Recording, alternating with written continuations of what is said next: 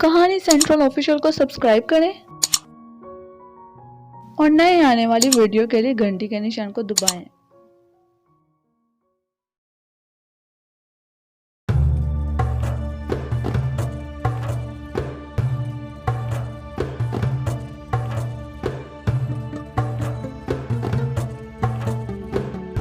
Episode में आपने सुना था कि नाग जिस रॉकेट में सवार हुआ था ये सोचकर कि ये रॉकेट जा रहा है शैतानी सितारे पर,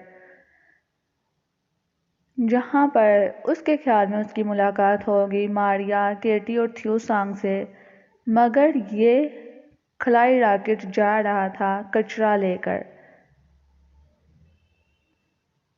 नाग ने ये सुनने के बाद उस रॉकेट से निकलने की बहुत कोशिश की, लेकिन वो निकल ना सका। बात जानिए कि क्या सनसनीखेज वाकयात नाग के साथ पेश आए। तो चले आइए एपिसोड शुरू करते हैं। रॉकेट सितारे की फिजा से निकल गया।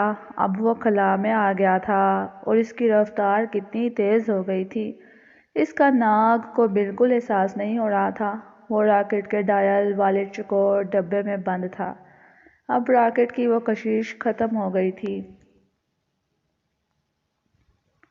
जो उसे नीचे खींच रही थी, और जिसके हल्के से निकलने के लिए वो इतनी तेज़ रफ्तारी से ऊपर को उठा था कि नाग डिब्बे के साथ चिपक कर रह गया था।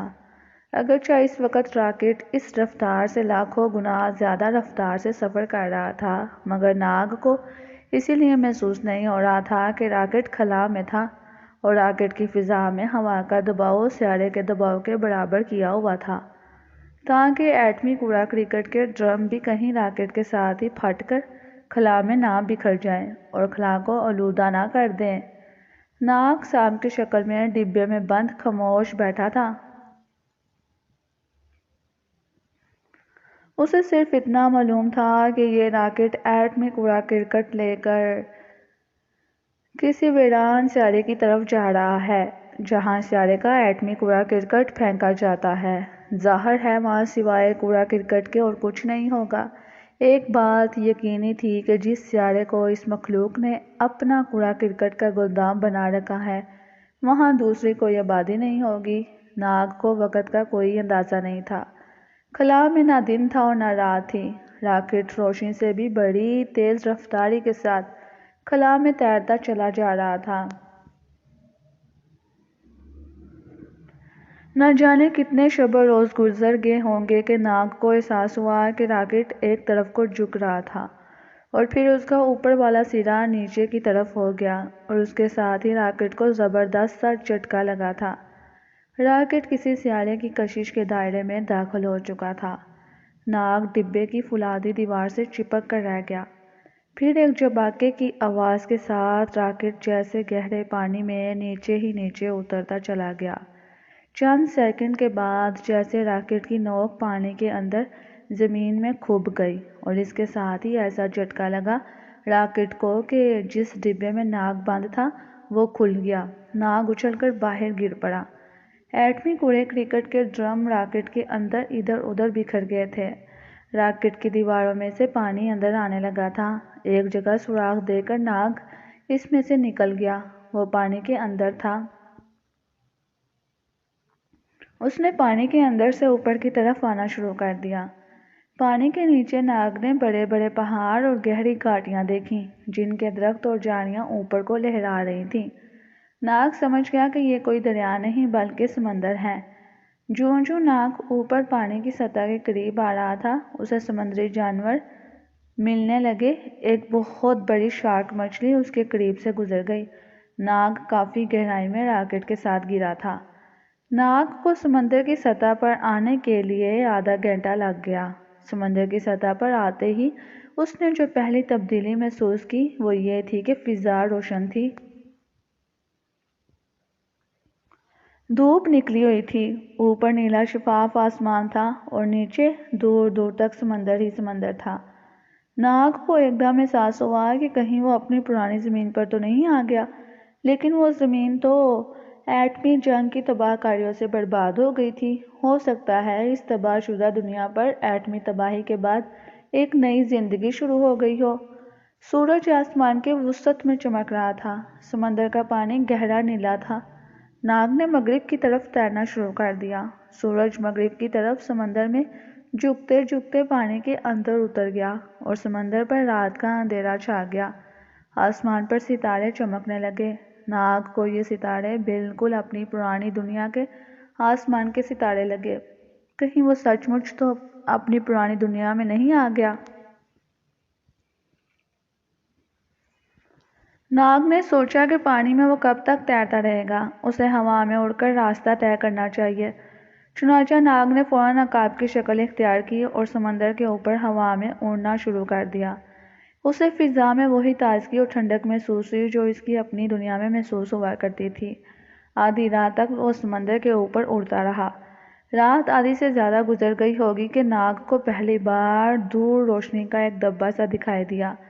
ناگ نے زیادہ تیزی سے اس طرف اڑنا شروع کر دیا۔ جب وہ سمندر کے کنارے کے قریب پہنچا تو اس نے دیکھا کہ سمندر کے کنارے پر دور دور تک چٹانیں پھیلی ہوئی تھیں، ہر طرف دھند تھی اور اس دھند میں یہ روشنی ایک لائٹ ہاؤس میں سے نکل رہی تھی۔ ناگ اڑتا اڑتا اس لائٹ ہاؤس کے اوپر آیا تو اسے اندر کوئی آدمی دکھائی نہ دیا۔ روشنی ایک بہت بڑے تھال میں نکل رہی تھی۔ اس روشن تھال میں گیس کی آگ روشن تھی۔ اس سے ناگ نے یہ اندازہ لگا لیا کہ یہ اس کی اپنی ہی دنیا ہے، مگر وہ پرانے زمانے کے عہد میں آ گیا ہے۔ مگر یہ کیسے ہو سکتا تھا؟ ان کا پرانے زمانے کا سفر تو ختم ہو گیا تھا، پھر وہ اپنی دنیا کے پرانے زمانے میں کیسے پہنچ گیا؟ ناگ کو دور کہیں کہیں روشنیاں دکھائی دیں۔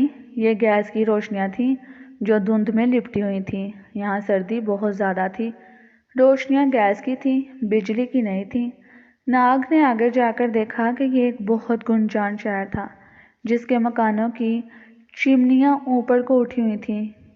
کسی کسی چمنی میں سے دھواں نکل کر سردی کی وجہ سے وہیں جمع ہو رہا تھا۔ گلیاں تنگ و تاریک تھیں اور سنسان پڑی تھیں۔ ان ویران گلیوں میں سردی کی وجہ سے دھند اتر کر تیرتی پھر رہی تھی۔ ناگ شہر کے ایک بازار میں اتر آیا۔ اس نے دیکھا کہ پرانی قسم کے دکانوں کے اوپر انگریزی زبان میں بورڈز لگے تھے۔ ہر بورڈ کے نیچے لندن لکھا تھا۔ تو کیا وہ لندن پہنچ گیا تھا؟ ایک بورڈ پر سن 1904 لکھا تھا۔ اس کا مطلب تھا کہ وہ 20ویں صدی کے شروع کے لندن پر آ گیا تھا۔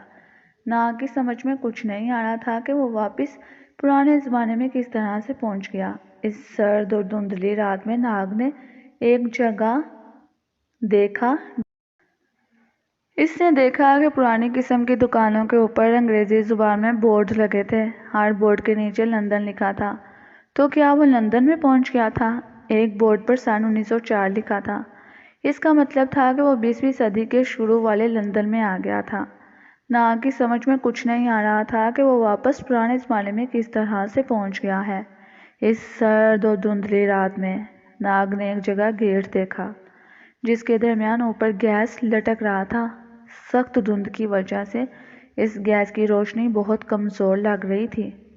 گیٹ پر گیس کے بالکل نیچے ایک بورڈ پر انگریزی میں یتیم خانہ لکھا تھا۔ ناگ وہاں سے اڑ کر ایک دوسری طرف جانے ہی لگا تھا کہ اچانک اس کی نظر ایک جگہ گیٹ کے اندر برآمدے میں ایک چھوٹی سی گٹھری پر پڑی تھی۔ وہ ذرا اوپر آیا تو یہ دیکھ کر حیران رہ گیا کہ یہ ایک 7-8 سال کا لڑکا تھا جو پھٹے پرانے گرم کوٹ میں اپنے آپ کو بڑی مشکل سے لپیٹے سردی میں ٹھٹھرتا وہاں سمٹا ہوا بیٹھا تھا۔ ناگ کے دل پر بڑا اثر ہوا کہ یہ بیچارہ اتنی سخت سردی میں باہر کیوں پڑا ہے۔ وہ ذرا پرے جا کر زمین پر اترا اور انسانی شکل میں آ گیا۔ ناگ کا لباس اسی زمانے جیسا ہو گیا تھا، یعنی اس کے سر پر گرم ٹوپی تھی اور جسم کے گرد لمبا سا گرم کوٹ تھا۔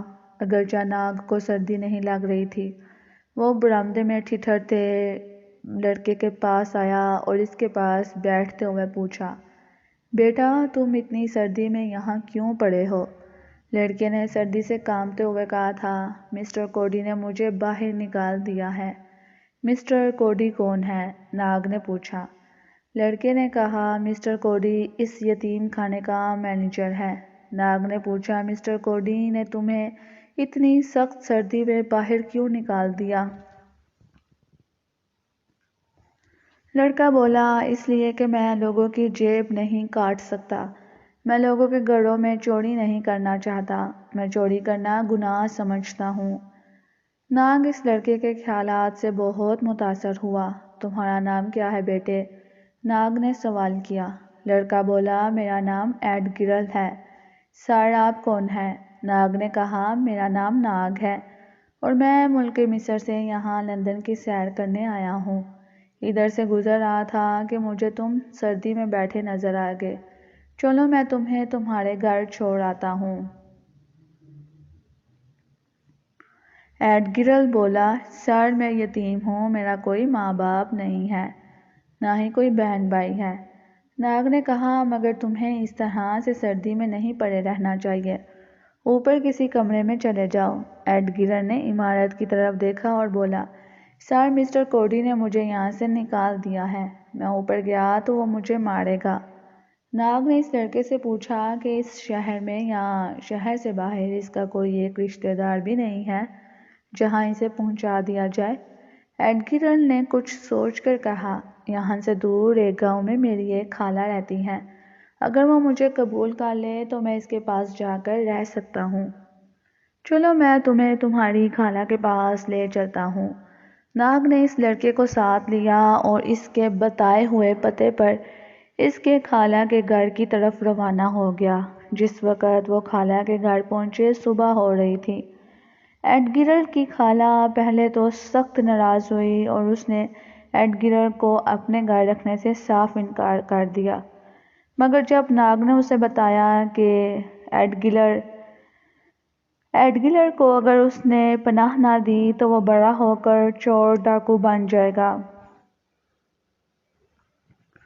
اور اس کے خاندان کے نام کی بدنامی ہوگی، تو خالہ راضی ہوگی۔ جب ناگ وہاں سے جانے لگا تو ایڈ گرل نے اسے بتایا کہ یتیم خانے میں دوسرے کئی ایسے معصوم بچے موجود ہیں جو نیک زندگی بسر کرنا چاہتے ہیں، مگر مینیجر کوڈی بڑا ہی مکروہ آدمی ہے، وہ ان سے چوریاں کرواتا ہے، انہیں بازاروں میں بیچتا ہے تاکہ وہ لوگوں کی جیبیں کاٹ کر لائیں۔ ناگ پر اس کا بہت اثر ہوا کہ ایک گنہگار شخص معصوم بچوں کو بھی گناہ کی زندگی بسر کرنے پر مجبور کر رہا ہے۔ اس نے فیصلہ کر لیا کہ وہ ایسے بدکردار شخص سے معصوم بچوں کو ضرور نجات دلا کر رہے گا۔ ایڈ گرل کو پیار کر کر وہ واپس لندن روانہ ہو گیا۔ وہ سیدھا یتیم خانے کی عمارت میں آیا۔ باہر سے تو عمارت کا دروازہ بڑا رعب والا تھا، مگر اندر یتیم خانے کی بہت ہی خستہ حالت تھی۔ چھوٹے سے کمرے میں دفتر بنا تھا جہاں آگ بھی نہیں جل رہی تھی اور ٹوٹا پھوٹا فرنیچر پڑا تھا۔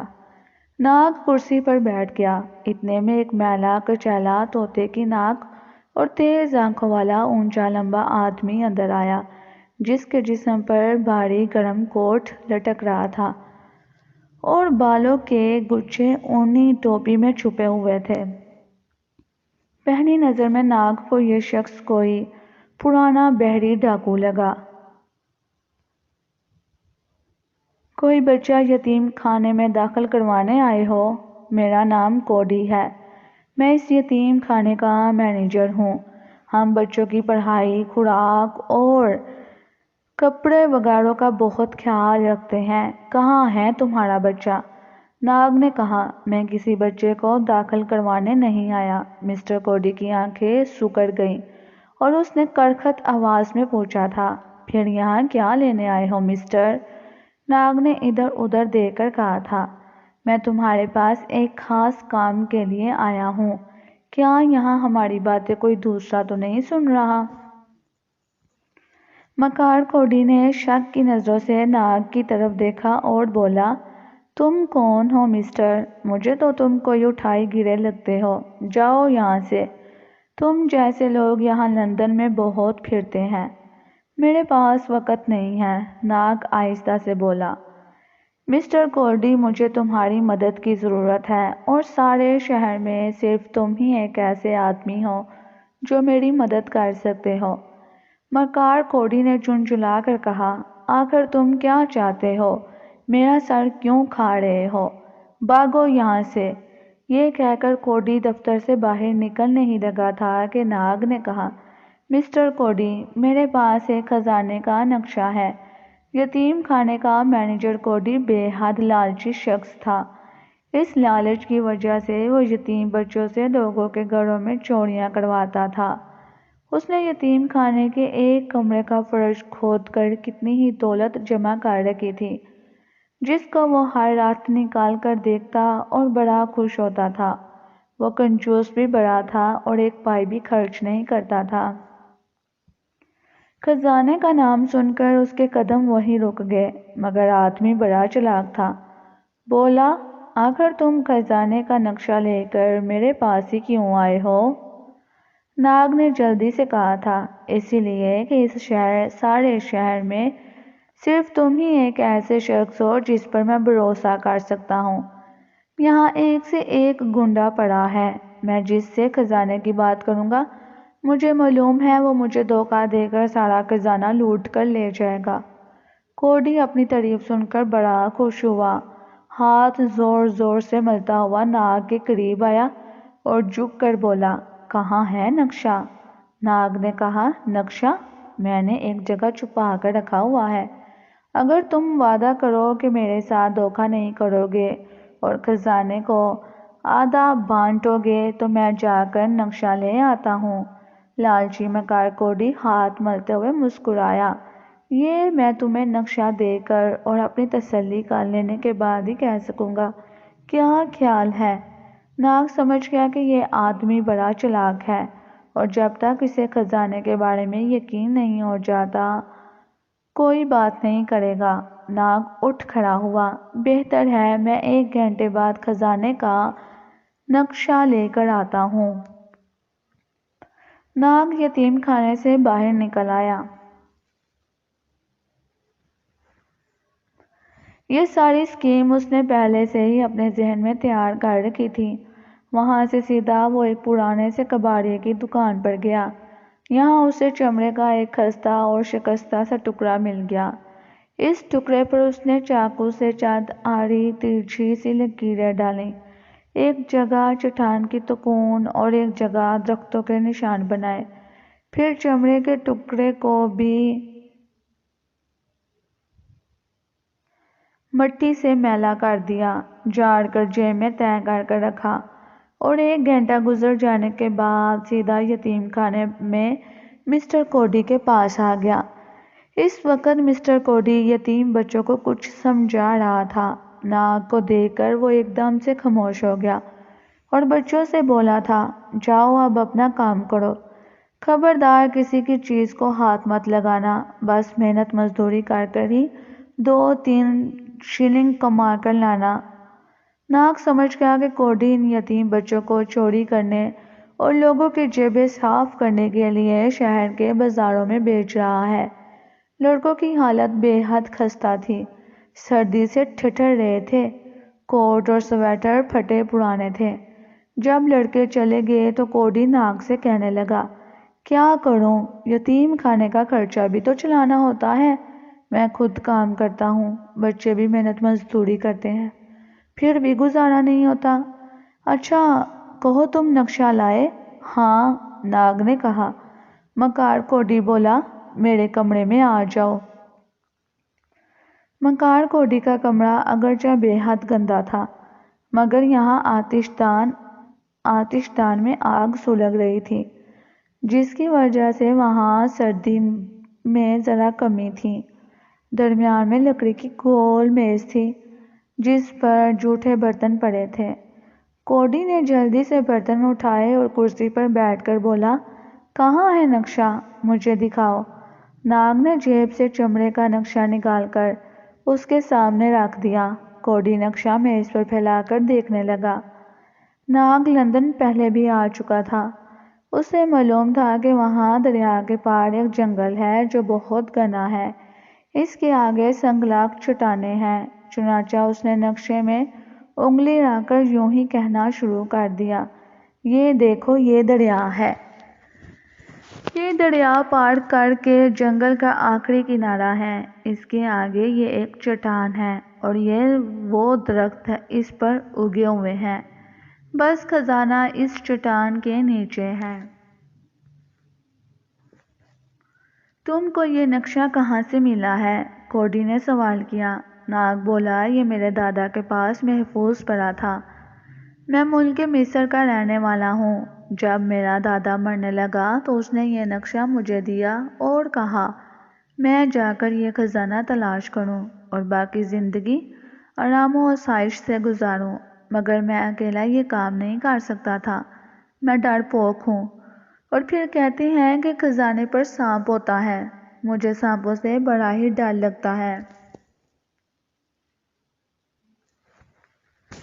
یہ کہہ کر ناگ دل ہی دل میں مسکرایا، کیونکہ وہ تو خود سانپ تھا۔ لالچی کوڈی بڑے شوق سے نقشے کو دیکھ رہا تھا۔ اس نے فیصلہ کیا کہ ابھی خزانے کی تلاش میں نکل کھڑے ہوں گے۔ لہٰذا شہر پر دھند پھیلی تھی، آسمان پر بادل چھا رہے تھے۔ اس ساری اسکیم سے ناگ یہ چاہتا تھا کہ اس ظالم شخص کوڈی سے یتیم بچوں کو نجات دلائی جائے۔ وہ اسے مارنا نہیں چاہتا تھا، کیونکہ وہ کسی بے گناہ کا خون کرنا سب سے بڑا گناہ سمجھتا تھا۔ اس کی اسکیم یہی تھی کہ کوڈی کو لے کر جنگل میں نکل جائے اور پھر کسی سانپ کی مدد سے کوئی خزانہ تلاش کرے، کیونکہ سارے علاقے میں بادشاہوں کی حکومتیں رہی تھیں اور کئی جگہوں پر خزانے دفن تھے۔ اس کے بعد خزانہ مل جائے تو وہ خزانہ لالچی کوڈی کے حوالے کر کر اس سے کہے کہ اب وہ یتیم بچوں کو آزاد کر دے اور خود کسی دوسرے شہر جا کر اپنی زندگی شروع کرے۔ کوڈی جیسے لالچی آدمی کے لیے یہی ایک اسکیم فائدہ مند ہو سکتی تھی۔ ناگ اور کوڈی ایک گھوڑا گاڑی میں بیٹھ کر دریا کنارے جنگل کی طرف روانہ ہو گئے۔ جنگل کے کنارے پہنچ کر وہ گھوڑا گاڑی سے اتر گئے، جنگل میں داخل ہوئے۔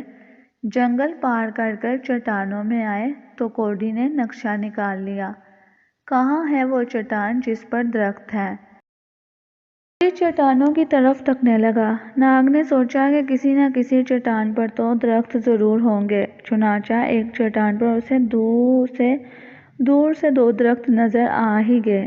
اس نے خوش ہو کر کہا تھا، وہ دیکھو چٹان پر درخت ہے، نقشے میں یہی نشانی دی گئی ہے خزانے کی۔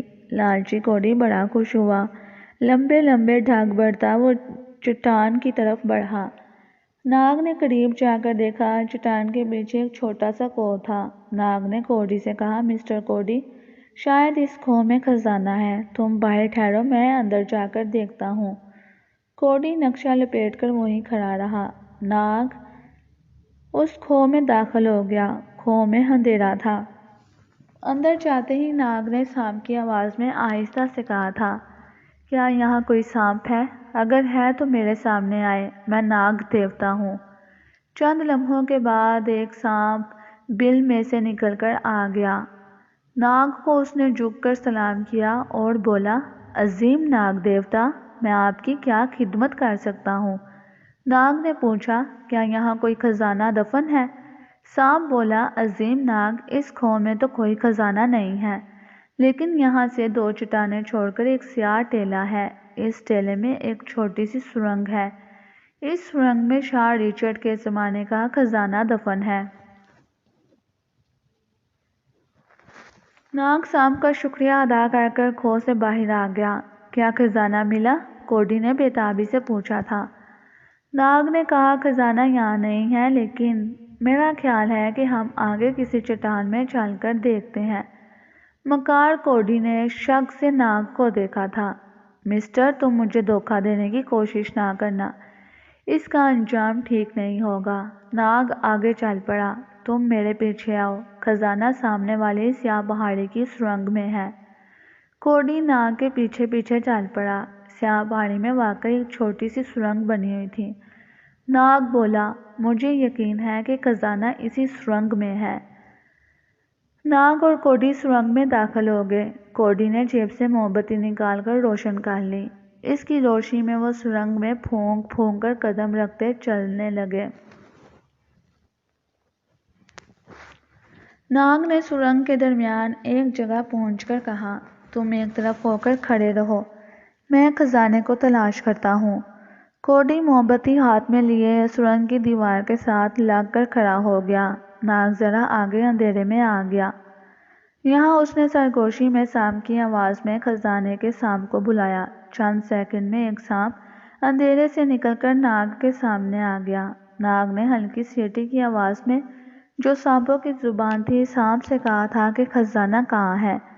سانپ نے بتایا کہ جہاں ناگ کھڑا ہے اس جگہ خزانہ زمین میں موجود ہے۔ ناگ نے سانپ کو حکم دیا کہ وہ اندھیرے میں چھپ جائے۔ سانپ اندھیرے میں جا کر چھپ گیا۔ ناگ نے کوڈی کو آواز دی۔ جب وہ آیا تو ناگ نے زمین کی طرف اشارہ کر کر کہا، خزانہ اسی جگہ دفن ہے۔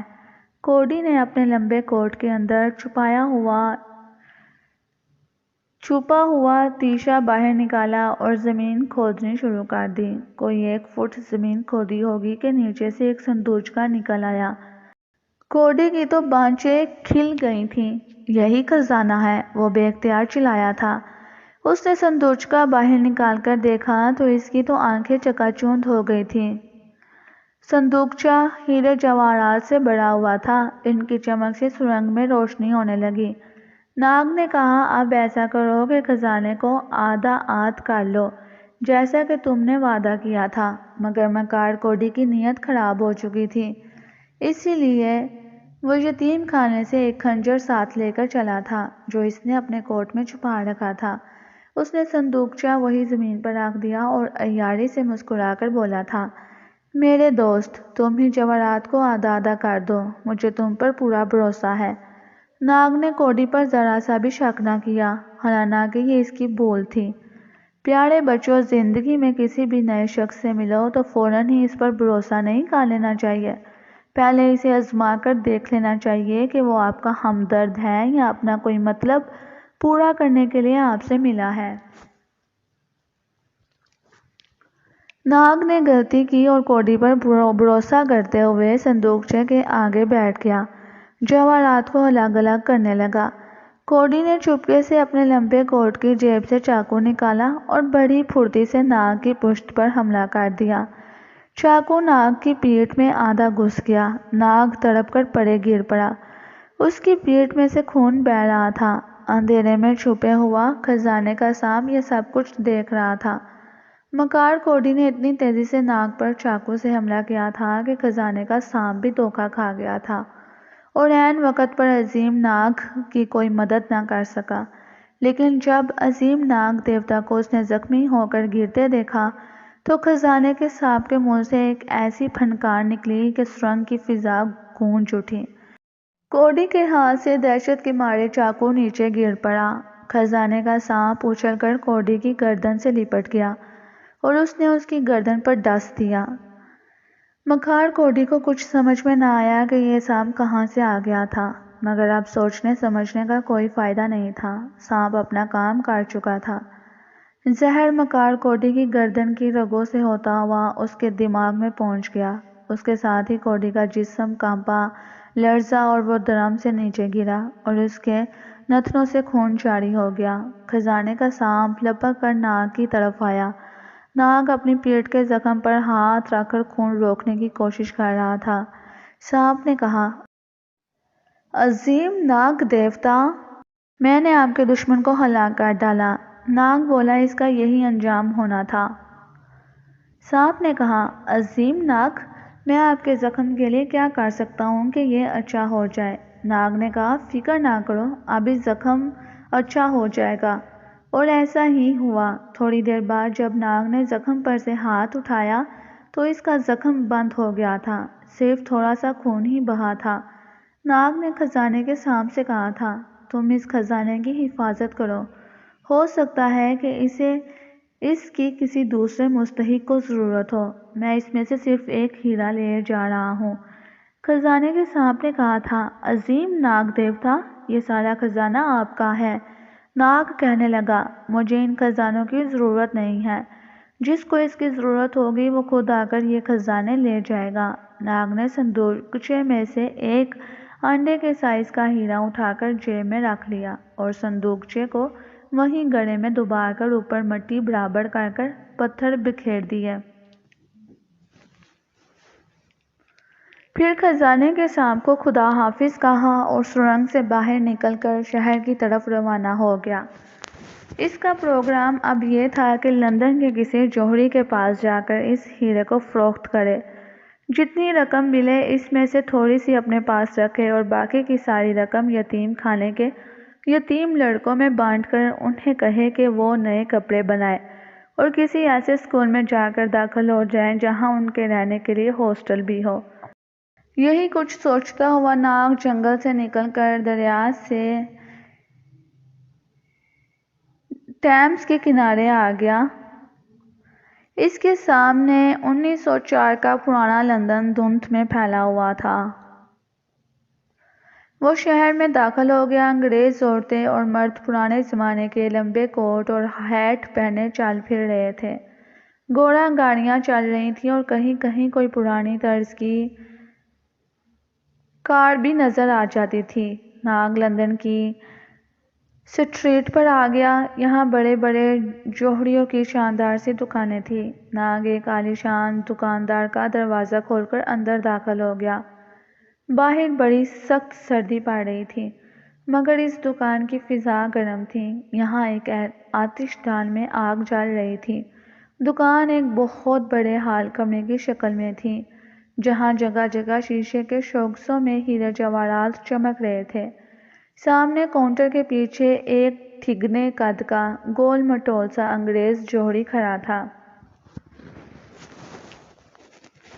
ناگ کے کپڑے اتنے اچھے نہیں تھے۔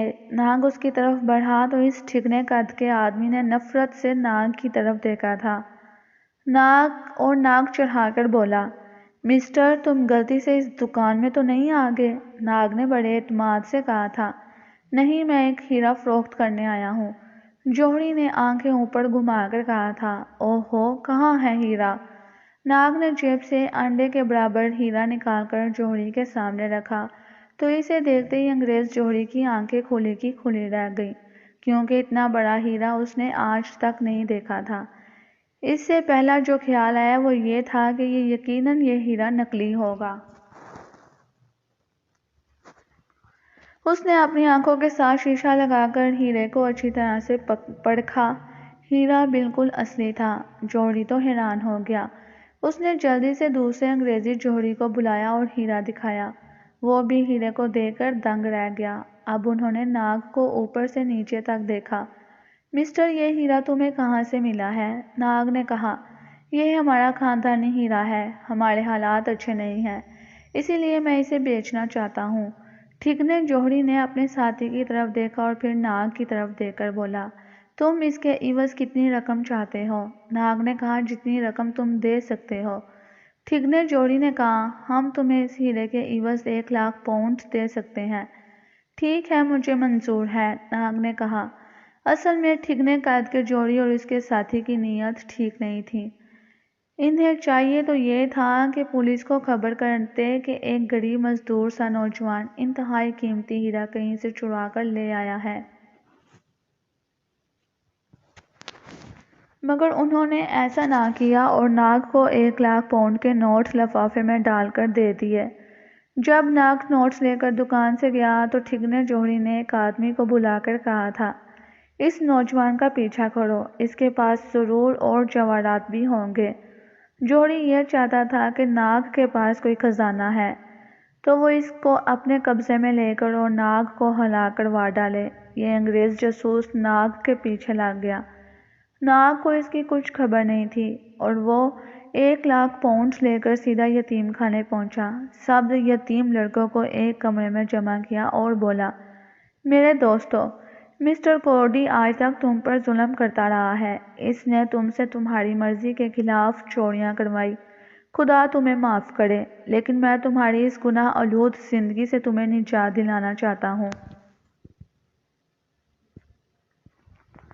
تاکہ تم کسی ہاسٹل میں داخل ہو کر تعلیم حاصل کرو اور اچھے اچھے گرم کپڑے بنوا کر پہنو اور پڑھ لکھ کر شریف شہریوں کی طرح سے زندگی بسر کر سکو۔ مجھے بتاؤ کہ یہاں ایسا کون سا اسکول ہے جس کا کوئی ہاسٹل بھی ہے؟ یتیم لڑکے بڑے خوش ہوئے۔ انہوں نے ناگ کو بتایا کہ لندن میں گرامر اسکول ایک ایسا اسکول ہے جس کا ایک ہاسٹل بھی ہے۔ ناگ نے کہا، تم لوگ میرے ساتھ چلو، میں تم سب کو گرامر اسکول میں داخل کرواؤں گا، ساتھ ہی تمہیں ہاسٹل میں بھی ایک کمرہ لے کر دوں گا۔ تم سب کے نام الگ الگ بینک میں پاؤنڈز جمع کروا دیے جائیں گے، جس سے تم ہاسٹل اور اپنی پڑھائی کا خرچہ پورا کرو گے۔ ناگ نے شام ہونے سے پہلے پہلے یتیم خانے کے سارے بچوں کو اسکول میں داخل کروا دیا اور ہاسٹل میں بھی انہیں کپڑے لے کر دے دیے۔ ان کے لیے کپڑے بھی خرید کر انہیں پہنائے۔ یتیم بچے بے حد خوش تھے۔ جب ناگ ان سے رخصت ہونے لگا تو لڑکوں نے ناگ سے گرم جوشی کے ساتھ ہاتھ ملایا اور اس کا بے حد شکریہ ادا کیا۔ جوہری کا انگریز جاسوس برابر ناگ کے پیچھے لگا ہوا تھا اور یہ ساری کارروائی دیکھ رہا تھا۔ اسے یقین ہو گیا تھا کہ اگر یہ شخص اتنا دل کھول کر دوسروں پر پیسہ خرچ کر رہا ہے تو ضرور اس کے پاس کوئی خفیہ خزانہ ہوگا۔ ناگ نے اپنے لیے 500 پاؤنڈز رکھ لیے تھے، جو 1904 کے زمانے میں بہت بڑی رقم تھی۔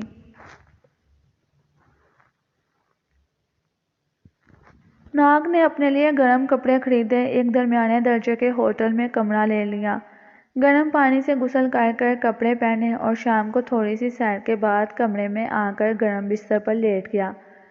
جاسوس اس کے ہوٹل کے باہر فٹ پاتھ پر گرم کوٹ کے کالر اٹھائے، سر پر پرانا سا گرم ہیٹ جمائے سردی میں کھڑا تھا، ناگ کے کمرے کی روشنی کو دیکھ رہا تھا۔ جب کافی وقت گزر گیا اور ناگ کمرے سے باہر نہ نکلا تو جاسوس وہاں سے سیدھا مکار جوہری کے مکان پر گیا۔ اس نے اسے بتایا کہ ناگ ایک پر اسرار نوجوان ہے۔ میرا خیال ہے کہ اس نے ہیرے جواہرات کا خزانہ خفیہ جگہ سے نکال کر اپنے پاس رکھا ہوا ہے۔ جوہری کی آنکھیں چمکنے لگیں۔ اس نے جاسوس سے کہا، اگر تم اس نوجوان سے خزانہ چھین کر لے آؤ تو اس میں سے آدھا خزانہ تمہیں دے دوں گا، بلکہ تم آدھا خزانہ اپنے پاس رکھ کر باقی آدھا مجھے دے دینا۔ جاسوس بھی لالچ میں آ گیا۔ اس نے دل میں سوچا کہ کیوں نہ میں ناگ کو ہلاک کر کر سارے خزانے کو خود قبضہ کر لوں، اس ٹھگنے جوہری کو خزانہ کس لیے دوں گا؟ مگر جوہری کو اس نے یہی کہا کہ وہ خزانہ اسے دے دے گا۔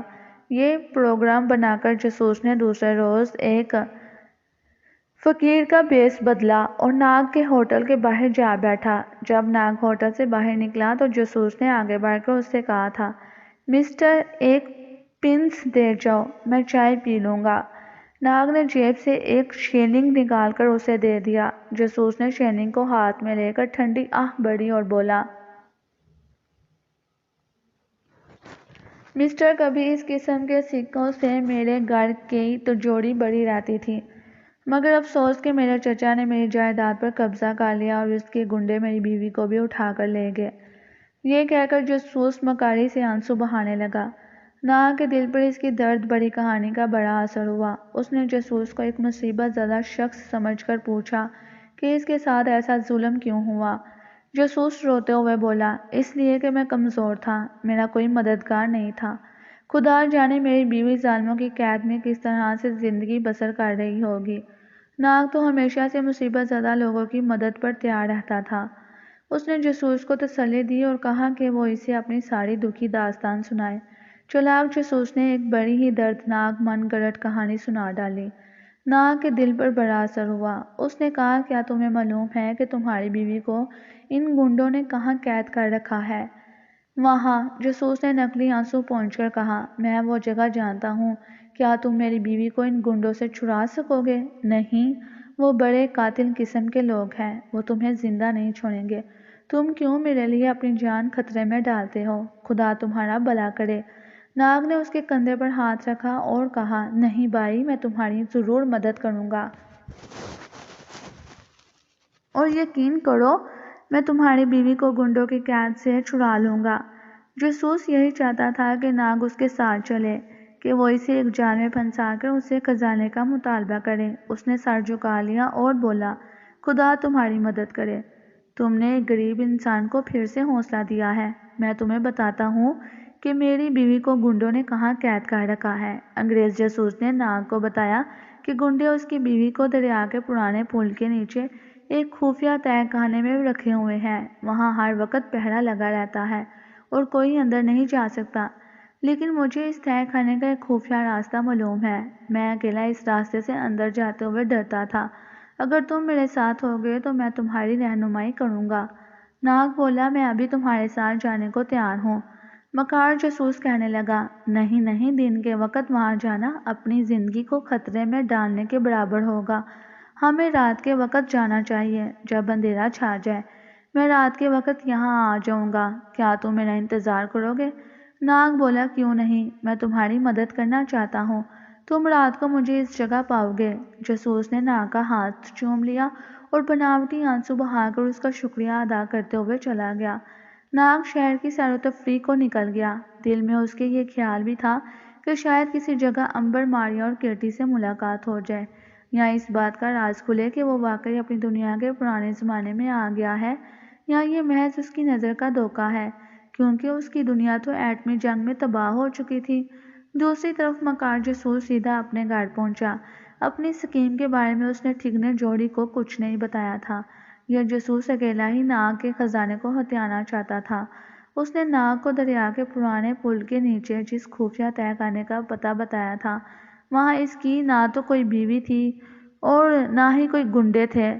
یہ ایک ویران سا گمنام سا تہہ خانہ تھا، جہاں 100 سال پہلے بادشاہ اپنے دشمنوں کو قید کیا کرتے تھے۔ جاسوس کو اس تہہ خانے کے سارے خفیہ راستوں کا علم تھا، کیونکہ وہ لندن ہی کا رہنے والا تھا اور جاسوسی کے سلسلے میں وہاں 2-1 بار جا چکا تھا۔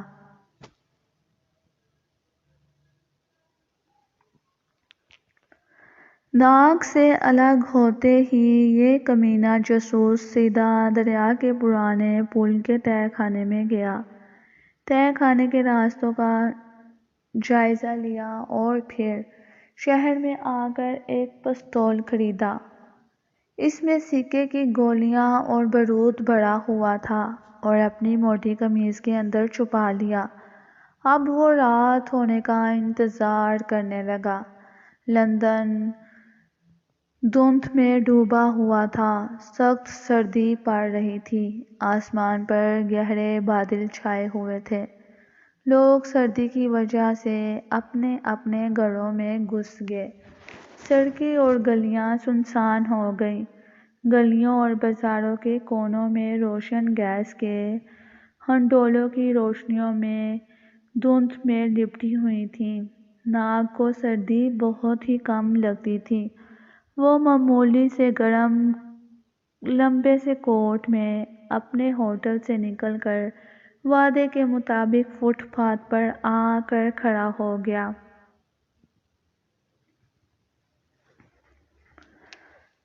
اور اس بد نصیب فقیر کا انتظار کرنے لگا۔ جاسوس وہاں قریب ہی ایک درخت کے پیچھے چھپا ہوا تھا۔ جب اس نے ناگ کو فٹ پاتھ پر کھڑے دیکھا تو خود بھی مریل سی چال چلتا، چہرے کو اداس بنائے وہاں آ گیا۔ ناگ کو سلام کیا اور کہا، میرے پیارے بھائی، ایک بار پھر میں تمہیں کہوں گا کہ تم نوجوان ہو، میرے لیے اپنی جان خطرے میں نہ ڈالو۔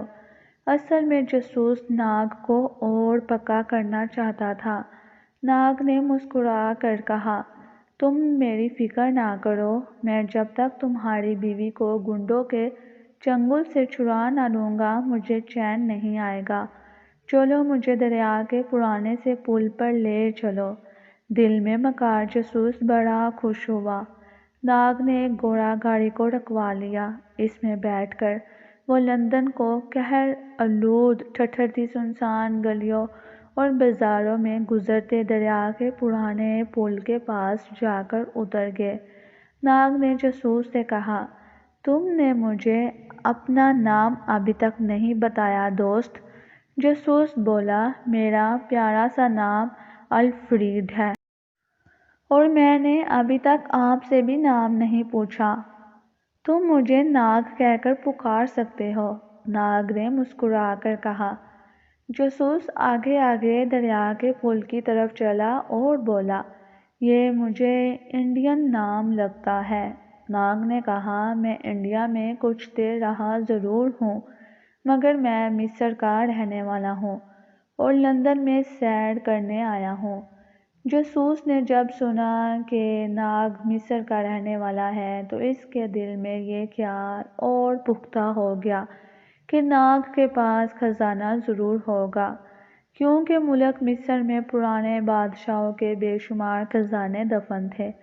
جاسوس پل کے عقب میں آ گیا۔ یہاں شکستہ سا پتھروں کی سیڑھیوں کے نیچے اندھیرے میں اتر رہی تھیں۔ جاسوس آگے آگے تھا، کہنے لگا، مسٹر ناگ، یہاں سے تہہ خانے کو خفیہ راستہ جاتا ہے، اب تم خاموش رہنا، آواز بالکل نہ نکالنا۔ ناگ نے سوال کیا، کیا گنڈوں کا پہرے دار یہاں نہیں ہوگا؟ جاسوس کہنے لگا، میں دوسرے راستے سے تمہیں لایا ہوں، لیکن ہو سکتا ہے کہ اس طرف بھی گنڈوں کا کوئی آدمی چھپا ہوا ہو، اسی لیے ہمیں اونچی آواز میں بات نہیں کرنا ہوگی، میرے پیچھے پیچھے چلے آؤ۔ دونوں اندھیری سیڑھیوں میں اتر گئے۔ یہ پتھر کی سیڑھیاں بہت پرانے زمانے کی تھیں۔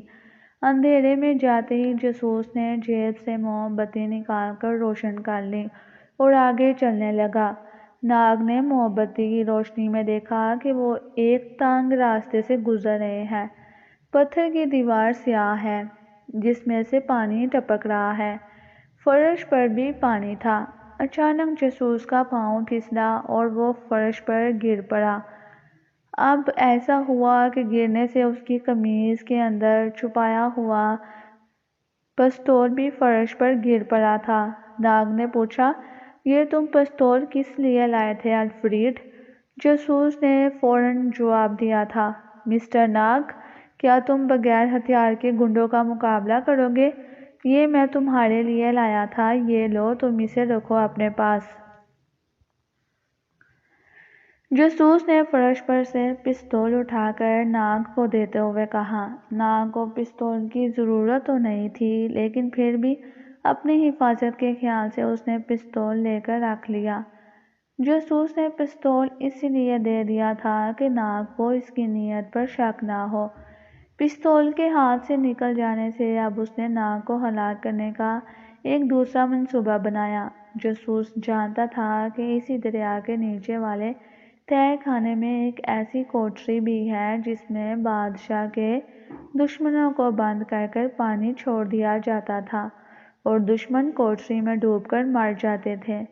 اس نے ناگ کو اس کوٹری میں لا کر ختم کرنے کا فیصلہ کر لیا۔